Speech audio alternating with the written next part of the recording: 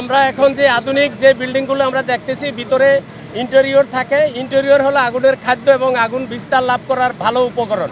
যে সমস্ত বিল্ডিংয়ে ইন্টেরিয়র থাকে এগুলোতে আগুন খুব দ্রুত বিস্তার লাভ করে, আগুন ছড়ায় খুব তাড়াতাড়ি এবং ধোঁয়া সৃষ্টি করে এবং সেখানে অগ্নি নির্বাপনে আমাদের প্রতিবন্ধকতা সৃষ্টি হয়।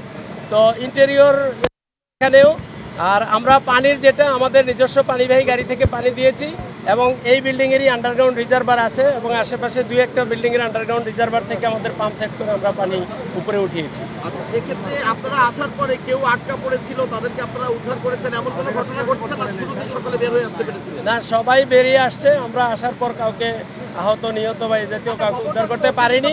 তারপরেও আমরা যেটা বলছি সেটা হলো যে আমরা এখনও অগ্নি নির্বাপনের কাজ করছি।